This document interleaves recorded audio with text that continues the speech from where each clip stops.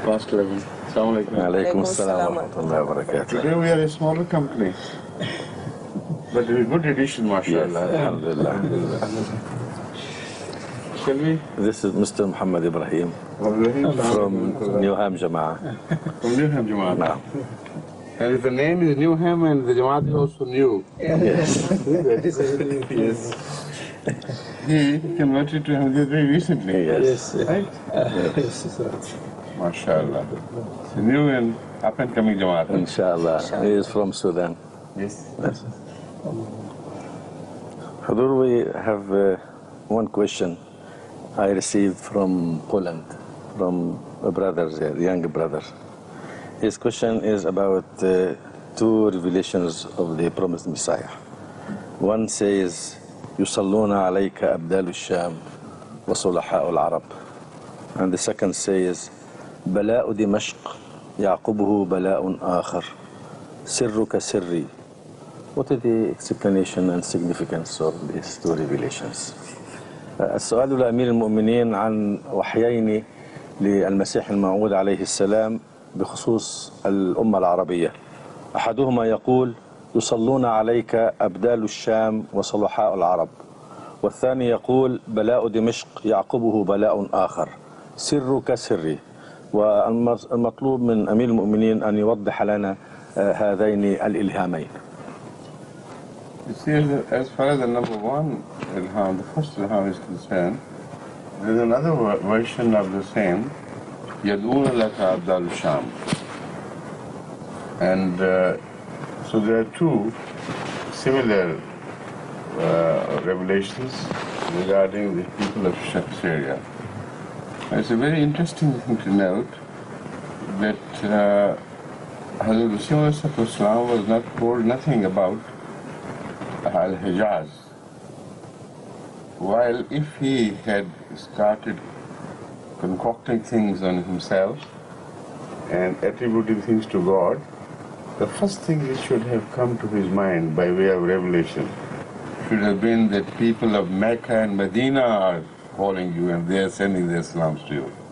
Nothing of the matter. Nothing like this ever happened. While the first contact with Ahmadiyyat was made from Hijaz, and the first Ahmadis were from Hijaz and Iraq. So this is a very interesting revelation, and we must ponder further into that.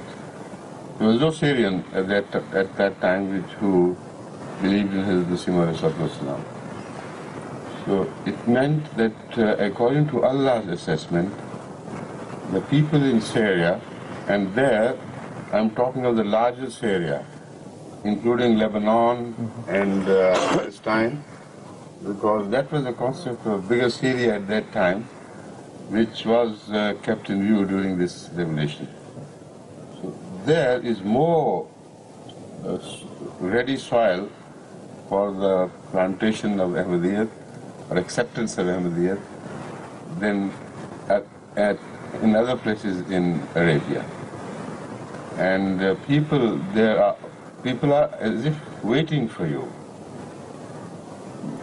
They are calling you to themselves. Yad'una has two connotations. One is pray for you, like yusalluna, and the other is that they are inviting you. So this is exactly what happened to Ahmadiyyat when it reached the Syrian soil, the larger Syrian soil. The biggest Jamaat we have is in Palestine, and after that in Syria itself. And the rate of spread in Syria is much faster than anywhere else. Despite difficulties, despite extreme problems faced by the Ahmadis of Syria, sometimes they are put to prison and also persecuted, but there is no stopping it. So that is the fulfillment of this ilham that we are now observing before our eyes, and I am quite sure from some signs that a time would come, not very far from now, when Syrian attitude towards Ahmadiyya, the government attitude and other attitude, would go through transformation. and they will rapidly turn to Ahmadiyya. And the quality of Syrian Ahmadis is also extremely wonderful.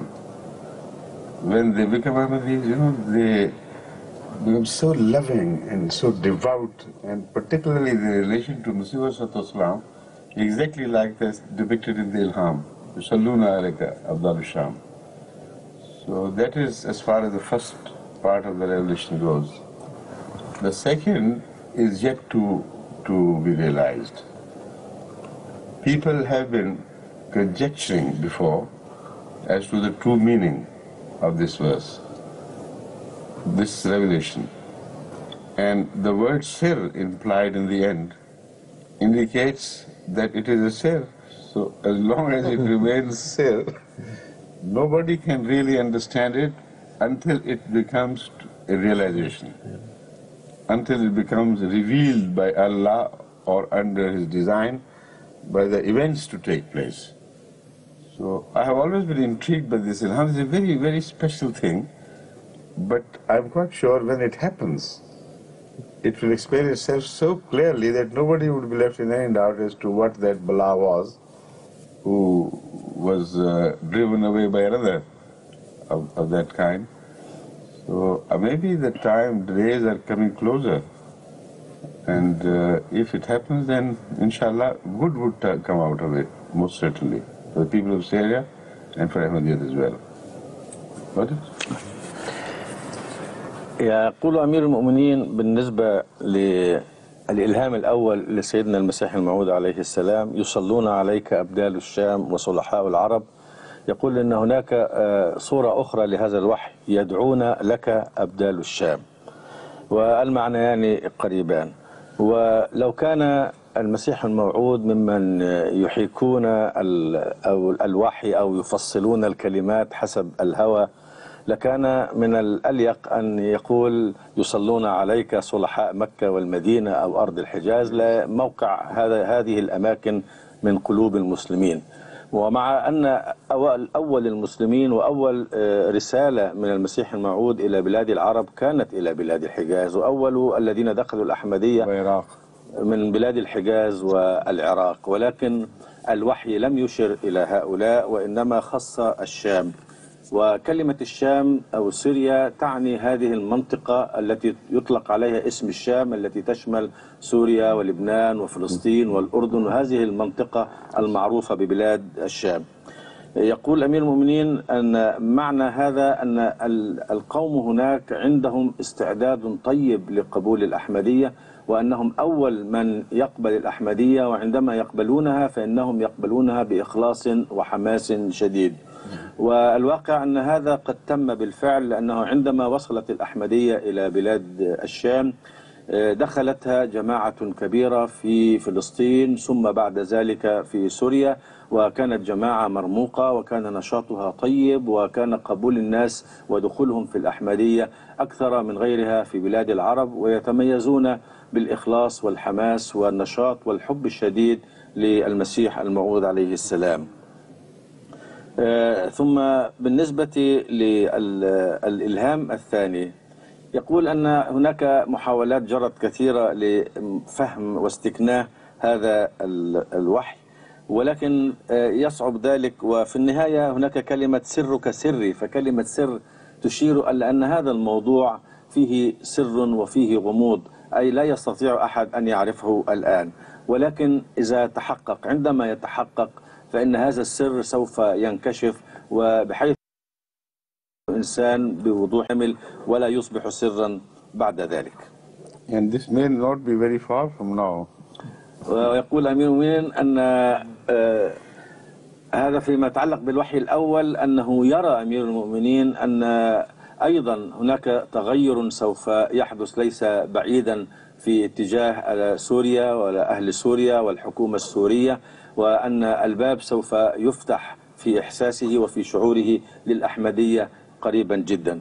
أما توضيح هذا السر أيضا فيرى أمير المؤمنين أنه أيضا قريب الحدوث إن شاء الله، وسينجم عن هذا البلاء وما يعقبه من بلاء خير كثير للجماعة الأحمدية وللأمة العربية بإذن الله.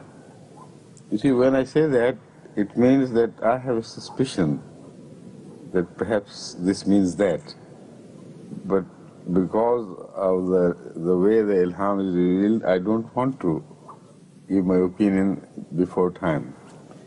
يقول أمير المؤمنين بالنسبة للإلهام الثاني بلاء دمشق يعقبه بلاء آخر سر كسري، يقول أن ما قلته هو نوع من الظن فيما يتعلق بهذا الوحي، وإلا فأنا لا أبدي رأيي الآن حتى يتحقق ويبدو للناس.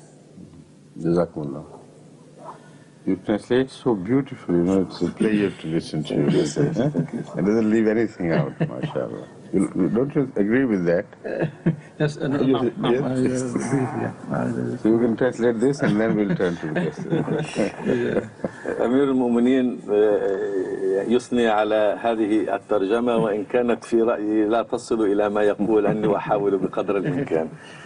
ما شاء الله. جزاك الله. Please.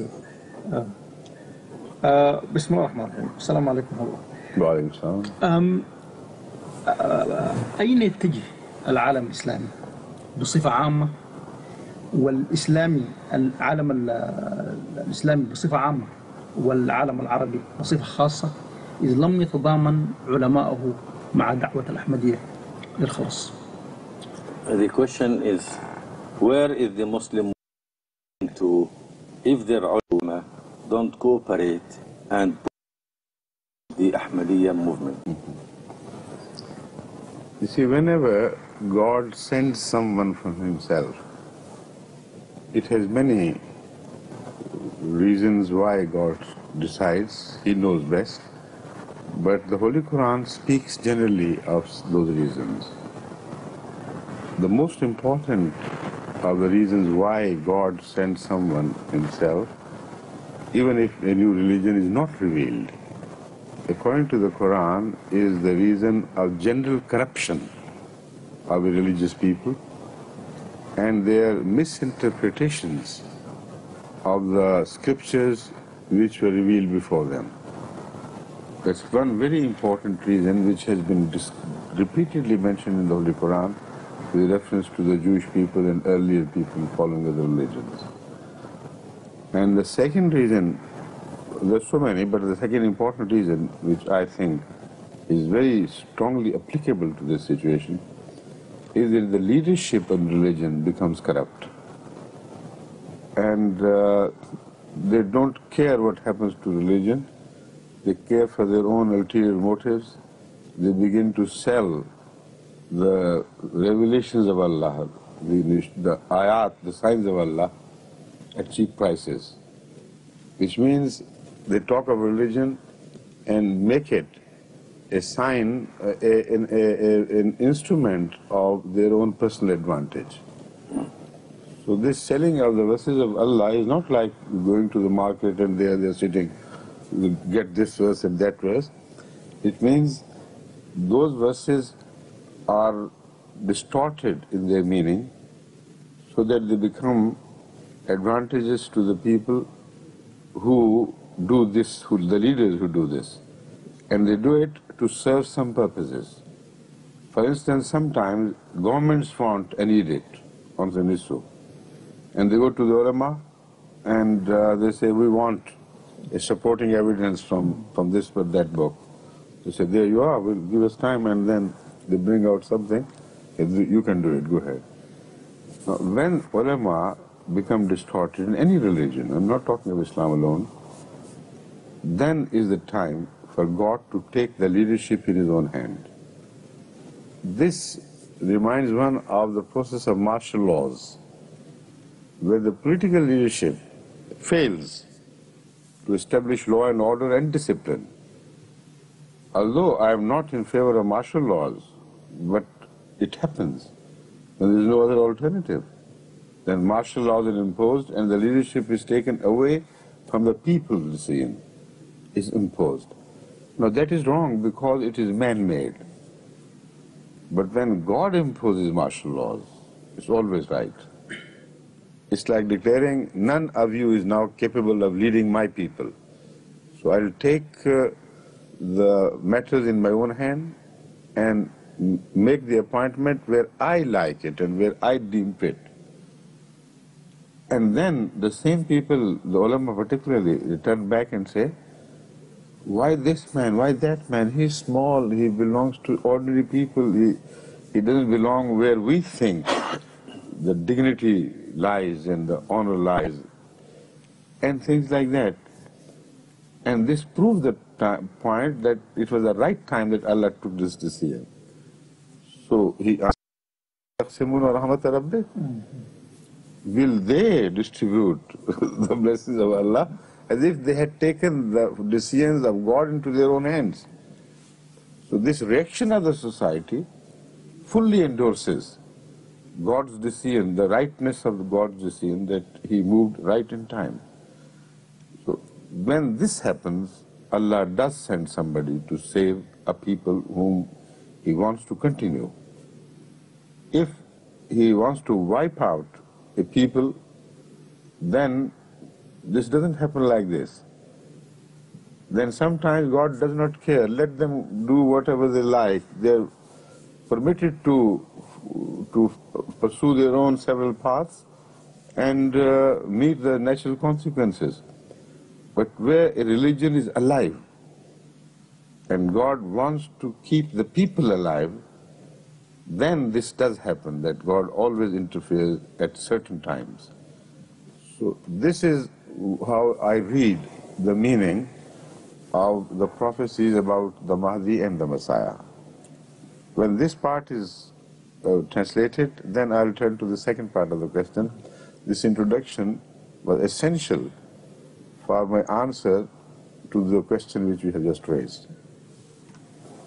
يقول أمير المؤمنين أن الله تعالى عندما يرسل أحدا من عنده إلى الأمة أو إلى الناس فإن له أسبابه بالطبع، والقرآن يوضح لنا فكرة عامة عن هذه الأسباب، وتتلخص في أن الناس يكونون قد انحرفوا عن الدين وأساءوا فهمه وسلوكهم تغير بناء على هذا، ثم إن القادة الدينيين أيضا يكون قد نالهم الفساد وأخذوا يستخدمون هذا الدين لمصالحهم الخاصة، والتي عبر عنها القرآن بأنهم يشترون بآيات الله ثمنا قليلا أو يحرفون كلام الله. يقول أمير المؤمنين أنهم لا يذهبون إلى السوق ويبيعون هذه الآيات، وإنما المعنى أنهم يستخدمون تفسير هذه الآيات بالطريقة التي تناسبهم وتخدم أهدافهم وأهداف من يعملون لهم، بدليل أن بعض الحكومات تأتي إلى هؤلاء العلماء وتطلب منهم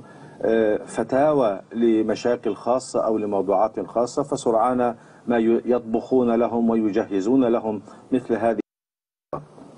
فإذا بعث الله إنسانا لإصلاح هذا الموقف فإن هؤلاء العلماء ورجال الدين يلتفتون إليه ويقولون لماذا اختاره الله، ويكون موقفهم منه موقفا عدائيا، وهذا بالضبط يبين أن الله سبحانه وتعالى قد اختاره في الوقت المناسب، لأن هؤلاء الناس قد فسدوا وأخذوا يستخدمون الدين استخداما غير صحيح.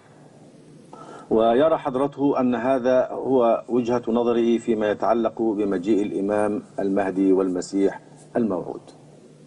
Yes, that's right. Now, when God sends someone to save the people, the question which was addressed to me is already answered. If somebody followed him, he would be saved. If he didn't, then he will go the path of ultimate destruction and head towards the precipice, from where sometimes there is no return. So this is understandable with reference to the history of religion, not only Islam but all religions. Whenever God sends someone and people don't pay heed, they are given a time, of course. They are given some more respite and more opportunity. If they continue to follow, then their time of respite or respite, both pronounced both ways, is prolonged. And more opportunity is given them to turn to God. As long as it happens, such people are not destroyed as a whole. Such people are given more chance to reform and turn to God. But if there is a time when they put an adamant resistance and a final no, and say, all right, do whatever you like, we are going to take this attitude and continue in this attitude, and we reject you, and we are going to oppose you tooth and nail to the maximum created from the face of earth.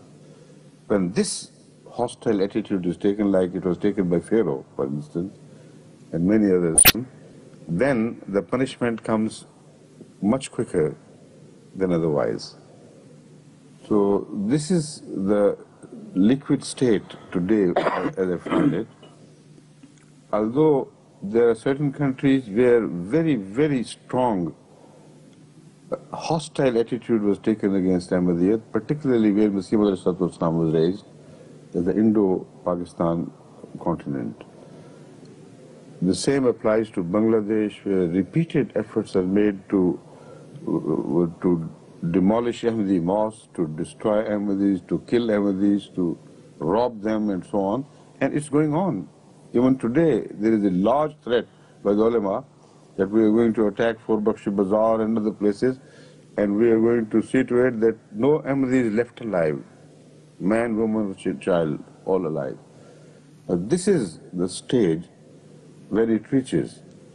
It is not always necessary that the whole people are punished. Sometimes repeated punishments come from God to warn them, to open their eyes. And one after the other, another chance, and yet another chance is given. So that process sometimes is quite long. And we can only understand it with reference to the religious history. We can't invent things on our own that God should do this or should have done that. Now, look at Pharaoh and his total denial of, and his commitment to oppose the message of Moses.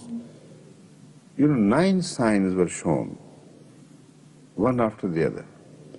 And people think that as if these things happen very quickly. Not so. A sign of punishment came, it heavily punished the people, particularly the ruling people, and when they started turning towards not the message as by way of acceptance, but turning to some sort of repentance, saying, perhaps we did overmuch, so Moses, pray to God, leave us alone, and this and that. This was a general atmosphere which was created after they saw a sign. And that must have happened, of course it did happen, that the punishment was withdrawn by God. And natural punishment, when it's withdrawn, it's not withdrawn suddenly and in a matter of a few days. Like floods come and devastate the whole large areas, and then God sees to it there's no more water, let them sort of wipe out the remains of this punishment for a while, and restore the normal life once again.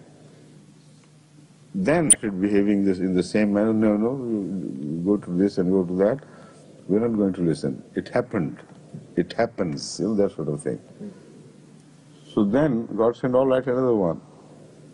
So if 9 lives were given to the people of Pharaoh, spread over many, many years, then how can we forget this in application to the people of Islam today, who I believe are far better and far more capable of preservation, they have a far greater right to be given more time, because the future of mankind depends on the people of Hazrat Muhammad Sallallahu Alaihi Wasallam. Even if they have gone wrong, I believe God will give them more time. And secondly, the response from the Muslims today, although it is very inimical on the part of some governments, as far as the people go, the more they listen to the Ahmadiyya message, the more they begin to respond positively nowadays. More in the sense that never before did I notice natural, spontaneous response in favor of the message as it is happening nowadays. So I don't say, in view of what I have discovered, that there will be an overall punishment will do deep damage to them, turning them into things of past. I don't believe it. I don't hope it would ever happen. But I know that as long as the punishments from Allah, which will come, nobody can stop them, are responded to wisely. And after every calamity or every mishap or every worsening of the political situation, the economic situation, after every attempt on their part fails to improve the things, if more people turn to the message of Masih Maud, the rest of Islam, these problems will be resolved one after the other. For a while, more time would be given, and then before the next punishment, they would have to, in the sight of God, before the next punishment, if people turn wrong again, and particularly in relation to Ahmadiyyas become more cruel than before, then there is, of course, the danger of yet a greater punishment to come. But I have already spoken on the subject of my personal assessment. I believe that the response from among the Muslims all over the world is becoming far more encouraging than ever before. In the light of this, the Muslims, inshallah, will receive more favors from Allah with the passage of time, and they'll be given more time. But as far as certain governments are concerned, I can't say that of them. Some governments were very vicious. They're absolutely, completely given over to their own ulterior motives. They don't care for Islam. They don't care what may happen. There are certain ulama in the same countries which do not care what becomes to the Muslims vis-a-vis Islam and Islamic values. What becomes of Muslims vis-a-vis Islam and Islamic values, which is, if they have become dacoits, if they become thieves, they become robbers, if they become fornicators and abductors of children and liars and everything, the mullahs don't care. They sit tight over their chairs of authority. But the moment they begin to turn to the message of God, then they lose all patience and they become violent. Now these are the things which do attract the wrath of Allah. So there are two different things. One, the people of Islam. I believe the people of Islam are innocent and simple-minded, and they are being misled, and they do not insist in their folly. When they listen to the message, at last, when it reaches them in the pure form as we convey to them, the response is beautiful. So they will be saved by Allah, they will be spared. But these leaders of the folly, those governments who, knowing things, willfully do injustice to the path of Allah, to the people of God, then I don't think they will be spared long from punishment. Please. يقول أمير المؤمنين أن موقف الله سبحانه وتعالى بالنسبة للأمم يتوقف على الدين، هل هو دين حي أم دين له مرحلة خاصة. أحيانا الأمة يتركها الله لتلقى مصيرها إذا انحرفت عن المسار الذي وصاهم وأمرهم به، وأحيانا إذا عاندوا عنادا شديدا وأصروا ورفضوا رفضا نهائيا فإن الله سبحانه وتعالى ينزل بهم العقاب الذي يستأصلهم من الأرض لأنهم لم يعودوا مستحقين لهذه الحياة. أما إذا كان الدين دينا حيا ويمكث في الأرض لفترة طويلة فإن الله سبحانه وتعالى يختار شخصا لإعادة الأمور إلى نصابها. ويشبه أمير المؤمنين هذا الموقف بالأحكام العرفية أو الأحكام العسكرية التي وإن كان لا يوافق على هذا النظام، ولكنه أحيانا يكون ضرورة. إذا فسد السياسيون في بلد من البلاد فإن إحدى السلطات تأخذ الحكم في يدها لتعيد الأمور إلى نصابها. هذا يشبه نفس الموقف، فإن الله سبحانه وتعالى عندما يرى أن القادة ورجال الدين قد فسدوا وأنهم لا يديرون الأمور بالطريقة التي يرضى عنها، فإنه يأخذ الأمر في يده ويختار شخصا من عنده لهداية هؤلاء الناس وتصحيح الأوضاع. هذا من ناحية الشكل. ويرى حضرته أن الأمة الإسلامية هي الأمة الحية، والدين الإسلامي هو الدين الحي الذي قدر له أن يبقى إلى أن يشاء الله، ولذلك فقد أقام الله سبحانه وتعالى الإمام المهدي والمسيح الموعود لذلك. أما موقف الأمة فهو يختلف من العامة والخاصة. الحكام ورجال الدين لهم موقف، أما الناس فلهم موقف آخر. وأرى حضرته أن الناس عموما عندهم استعداد طيب، وأنهم قوم بسطاء، وأنهم ليست عندهم تلك العيوب الموجودة في رجال الدين وفي الساسة، وهم يقبلون على الأحمدية، وليس كثيرا ولكنهم يقبلون على الأحمدية. وبإقبالهم هذا على الأحمدية أي على الإسلام الصحيح، فإن الله سبحانه وتعالى يمد لهم الزمن ويعطيهم الفرصة ليتحسنوا أكثر وأكثر. وهذا نجده في تاريخ الديانات الأخرى. فمثلا عندما ذهب سيدنا موسى إلى فرعون وإلى قومه في مصر، فإنه أعطاهم 9 فرص.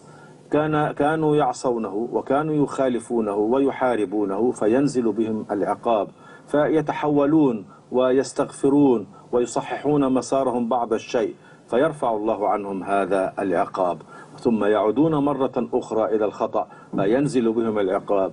فإذا كان هذا تكرر مع قوم موسى وفرعون 9 مرات، فإن الأمة الإسلامية التي قدر لها أن تبقى إلى ما شاء الله أولى بأن تنال كثيرا من هذه الفرص. فإقبال الناس على الأحمدية يفتح لهم أيديهم ليتحسنوا وليقبلوا على الإسلام. أما هؤلاء الحكام ورجال الدين فإنهم في كثير من المسلمين فيهم مفاسد وشرور شديدة، ولا يهتمون مطلقا لأي أمر ديني، وإنما يهتمون بمصالحهم الدنيوية، ويأخذون موقفا سيئا من الجماعة الإسلامية الأحمدية. يرى أمير المؤمنين أن هؤلاء لا بد وأن ينزل بهم العقاب، ولكنه عقاب يخصهم. قد يأتي العقاب على هيئة بعض النوازل أو الكوارث أو الضيق أو التي تسبب صعوبة للناس، ويعودون فيها إلى الله، فيفسح الله لهم الأمل إذا انصلح حالهم، وهكذا. فهو لا يرى أن الأمة الإسلامية سوف ينزل بها العقاب الذي يكتثها من الأرض. هذا لا يمكن أن يحدث للأمة الإسلامية، ولكن قد يشتد العقاب أو يقل بحسب اتجاههم إلى الله.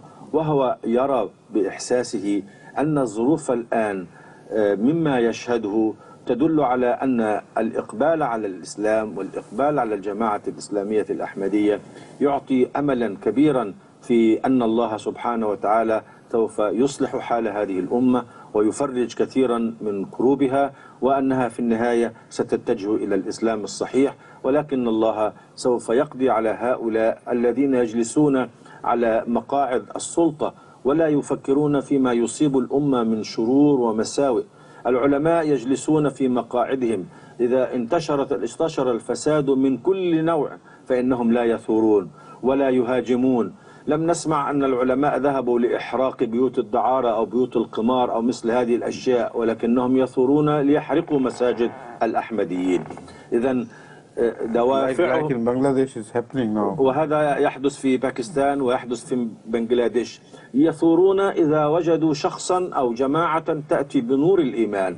أما الذين ينشرون الفساد فإنهم لا يتحركون ويجلسون هادئين في مقاعدهم. هؤلاء يرى أمير المؤمنين أن الله سوف يقضي عليهم وسوف ينزل بهم العقاب. أما الأمة الإسلامية فإن شاء الله مآلها إلى الخير وإلى البركة بإذن الله. Yes, please. عندك أنت سؤال آخر. Yes, the question is about the individual Muslims in the Arab world. Some of them are very, very pious and they follow Yes, yes. Islam to the letter. And they say, we understand the Holy Quran, we are Arabs, we understand the Holy Quran and we follow the Sunnah of the Holy Prophet Sallallahu Alaihi Wasallam. And they don't see the need of joining Ahmadiyya because they say we are alright, we don't follow the corrupted leaders anyway. So what can we tell them? You see, we can only point out to them that Hazrat Muhammad Rasulullah sallallahu alaihi wasallam knew better than them, because what he knew he learned from God. And at such a time when they at least, they themselves will have to endorse the view that the majority of the Muslim leadership and the Muslim people are going astray and following several paths, are disunited in their efforts, and in fact like people who have lost direction and bearing. If they do not agree, then they are not the Sulaha you are talking about, because no righteous person can deny that. Now the solution to this problem was already defined and clearly mentioned in the prophecies of the Holy Prophet ﷺ. And the solution was not that you continue to do whatever you like, if you are good it's okay. The solution was that God will send someone, raise an Imam, Al-Imam Al-Mahdi.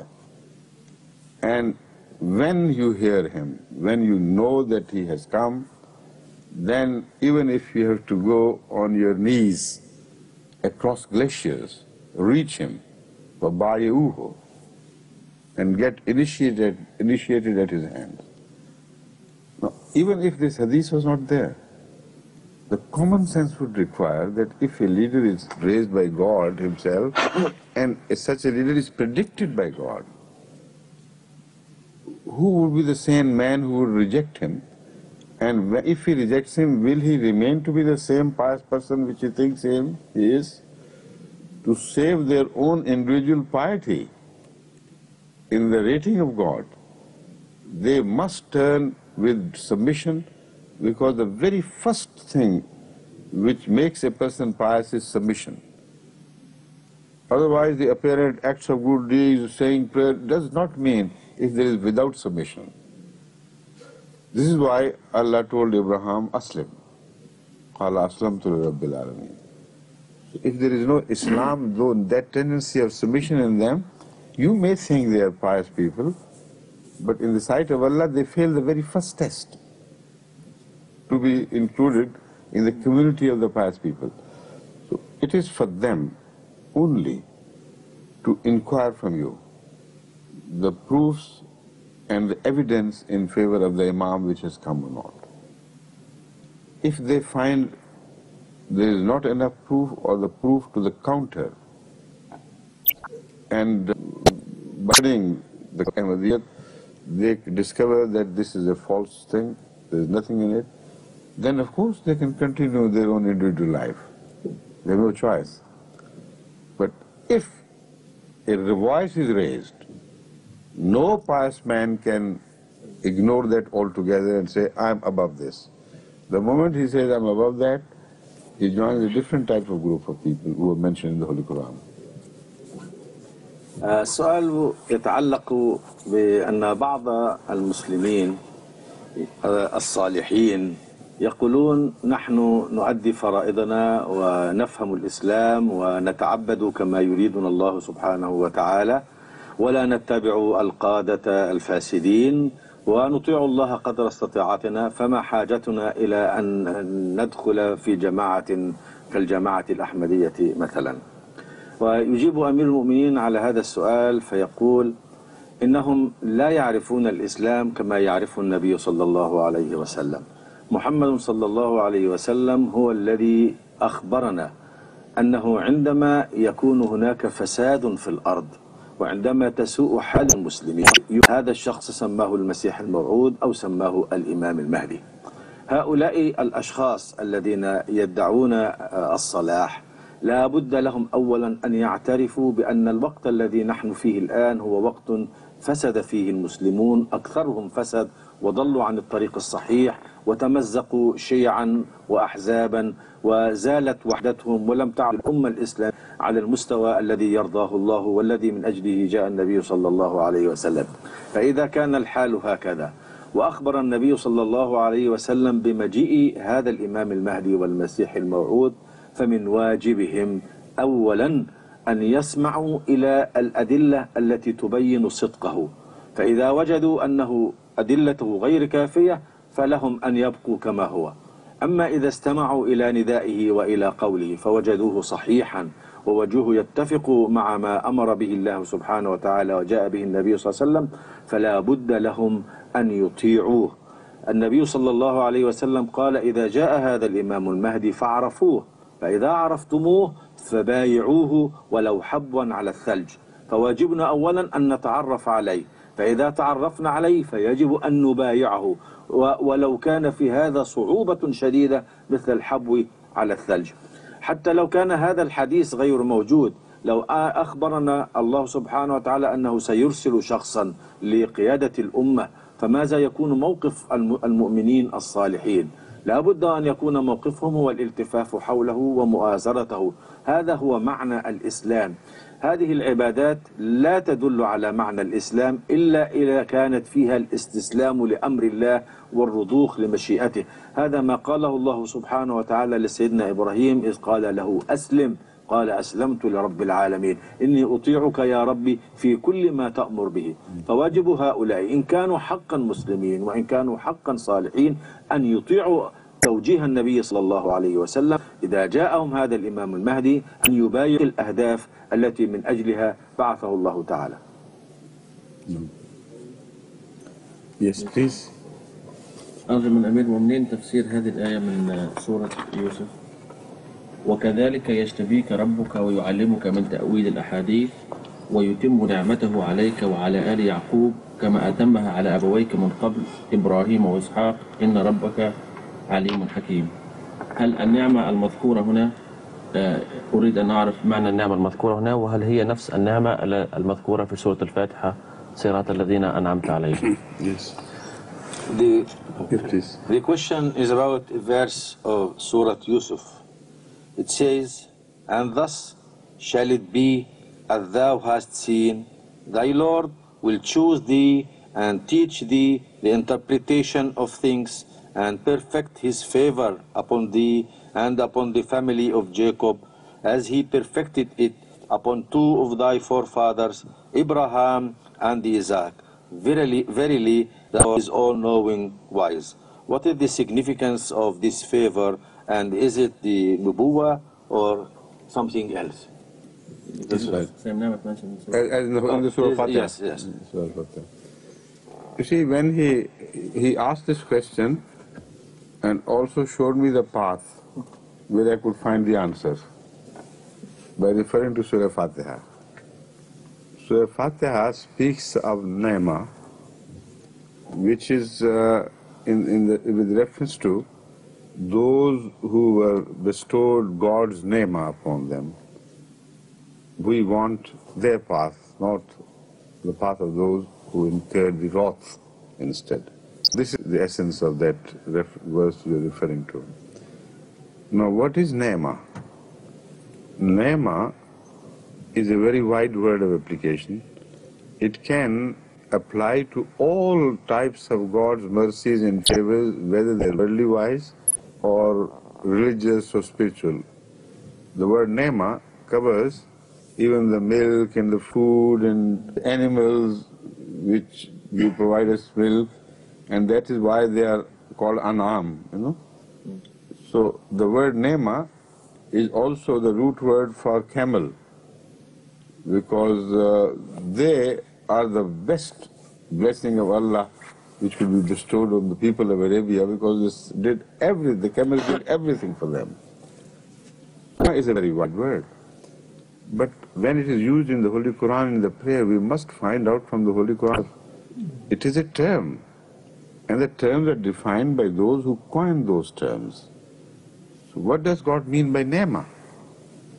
And when we turn the pages of the Quran, our eyes are specially attracted by one verse in Surah An-Nisa.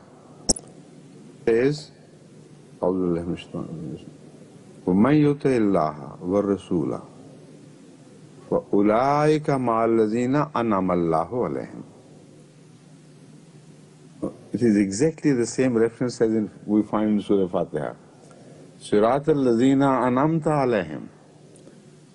So, is it the path of those we are seeking, which have been bestowed by with worldly goods, worldly goods and favors of Allah, or something else? This verse points out.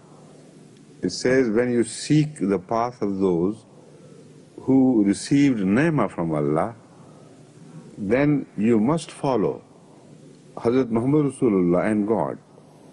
Then will you be led to that path where you find these people. And then your prayer will be answered, and you could be one of the people who received ni'mah from Allah. So this verse on. مَن يُطِعِ اللَّهَ وَالرَّسُولَ فَأُولَٰئِكَ. It is these people alone who will be the recipient of ni'mah, and this is what you wanted when you prayed in Surah Fatiha. Now we'll explain what it is. مِنَ النَّبِيِّينَ وَالصِّدِّيقِينَ وَالشُّهَدَاءِ وَالصَّالِحِينَ. Only 4 groups are mentioned. Nabiyyin, Siddiqeen, Shuhada and Salihin, and no others. So this means when we pray to Allah, especially for ni'mah in Surah Fatiha, it is this spiritual terminology which applies to that prayer, which has been explained in so many words by Surah Nisa, this verse of Surah Nisa. So in this context, this takmil ni'mah or itmamu ni'mah means prophethood and nothing else. Because ni'mah begins, according to this verse, from salihiyat, from righteousness. This is the first lowest stage of ni'mah. And how is it perfected? Rising to siddiqiyat, it reaches the final stage of prophet, when it reaches the prophethood. So there the Holy Quran in that verse speaks of Kama atammahu. Oh Joseph, we promise you that we will also raise you to the office of prophethood and complete our ni'mah in your regard, like we did it with regards to your forefathers. So it is a very clear reference to prophethood, and although ni'mah covers other comparatively small offices, but when it is related with itmam, then it means prophethood and nothing but prophethood. كان السؤال يتعلق بإتمام النعمة على سيدنا يوسف عليه السلام، وهل هذه النعمة هي التي أشار إليها القرآن في سورة الفاتحة؟ يقول أمير المؤمنين إنك تعطيني المفتاح للإجابة على السؤال، لأن سورة الفاتحة تتحدث عن أولئك الذين أنعم الله عليهم، صراط الذين أنعمت عليهم، ويبين حضرته أن النعمة تشمل كل الأفضال وكل الخيرات وكل الرحمات التي ينعم أو التي يتفضل بها الله سبحانه وتعالى على عباده، سواء أكانت هذه النعم أو هذه الأفضال روحية أو مادية. ويشير بصفة خاصة إلى أن العرب يسمون الجمل نعمة، لأن الجمل فيه ركوبهم وفيه غذاؤهم وفيه شرابهم وفيه ملبسهم، فهو نعمة جزيلة تغطي كثيرا من احتياجات الحياة. هذه هي النعمة. فهل النعمة المشار إليها هذه تشمل أو تشير إلى هذه النعم الدنيوية أم لا؟ يقول أمير المؤمنين إن في سورة النساء آية تجيب على هذا التساؤل، الآية التي تقول ومن يطع الله ورسوله فأولئك مع الذين أنعم الله عليهم. فإذا كنت تطلب أن تكون من الذين أنعم الله عليهم فعليك أن تطيع الله ورسوله. وماذا تكون النعمة؟ النعمة تفسرها وتوضحها الآية. فأولئك مع الذين أنعم الله عليهم من النبيين والصديقين والشهداء والصالحين. هذه 4 مجموعات من الناس في نظر الله سبحانه وتعالى، هؤلاء هم المنعم عليهم بالنعمة الحقة التي ندعو إليها أو نبتهل إليه في سورة الفاتحة لنقول اهدنا الصراط المستقيم. ليس في هذه النعم الغنى أو السلطان أو أي شيء آخر، هذه هي النعم تبدأ بالصالحين. فالآية تقول يتم نعمته عليك. ننظر في الآية، آية سورة النساء بدأت بالنبيين وانتهت بالصالحين، فإتمام النعمة هو ارتقاؤها، هو إكمالها، هو ارتفاعها، فترتفع من الصالحين الشهداء إلى الصديقين إلى النبوة. فكأن الله سبحانه وتعالى يعد سيدنا يوسف في هذه الآية أنني سوف أنعم عليك بالنعمة التامة، وتمام النعمة الروحية هو أن أنعم عليك بالنبوة كما أنعمتها على أبويك من قبل. فالنعمة إذن التامة هي نعمة النبوة. تأويل الأحاديث حضور. Which one? The same verse. ويتم نعمته عليك ويعلمك من تأويل الأحاديث. This Tawil Ahadith is a general expression which can apply to the understanding of every matter, important matter. But somehow ulama have only confined it to the interpretation of dreams. Personally, I believe that it was a much larger capability and quality of Hazrat Yusuf's mind and heart which is referred to. Whenever he saw something, he immediately understood the meaning and underlying things. And that was with a very special wisdom granted to him by God, which helped him later on to be released from the prison and to be raised to that great worldly office as well. Because if he had not been granted this quality, he could not even understand dreams. So he started, imagine how the Nema covers Nema of God, although it is confined to only 4 offices, but it covers in blessing all the states of man. So people can benefit from Salihin as well as from Shuhada and from Siddiq, and more than that, much more than that, with the blessing of the prophets. So this is how we see things happening to you, Joseph.